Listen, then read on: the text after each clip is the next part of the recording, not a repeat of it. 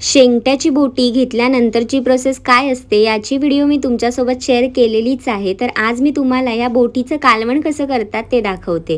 कढईमध्ये तेल घालायचं, तेलामध्ये मोहरी, ठेचलेला लसूण, कढीपत्त्याची पानं घालायची, फोडणी तडतडली की त्यात वाटण घालायचं. हे वाटण ना अगदी घरी जे असतं तेच आहे, कांदा लसूण खोबऱ्याचं. मी डिस्क्रिप्शनमध्ये सुद्धा मेन्शन करते. त्यामध्ये चमचाभर लाल तिखट, थोडीशी हळद घालून मिक्स करायचं, थोडंसं पाणी घालायचं म्हणजे छान ग्रेव्हीचा जो मसाला आहे ना तो आपला तयार होतो. त्याच्यामध्ये 2 मी वांगी चिरून घातलेली आहेत, अशी फोडींमध्ये करून घेतलेत आणि एक मीडियम आकाराचा बटाटा त्याच्याही मी फोडी चिरून घेतलेल्या आहेत त्या घालते, साली काढलेल्या नाही आहेत. त्याच्यामध्ये पाणी घालते आणि व्यवस्थित मिक्स करून घेते. त्याच्यामध्ये आता बोटी घालणार आहोत. तर बोटी ना मी अशी पाण्यामध्ये स्वच्छ धुवून घेते. अगदी फार चोळून धुवणार नाही आहे, नॉर्मल थोडीशी हलकीशी धुवून घ्यायची आहे आणि ती त्याच्यामध्ये घालायची आहे. आता बोटीला ना मीठ आधीच लावलेलं असतं स्टोअर करताना, त्याच्यामुळे कालवण करताना मीठ घालायचं नाही, चेक करूनच घालायचं.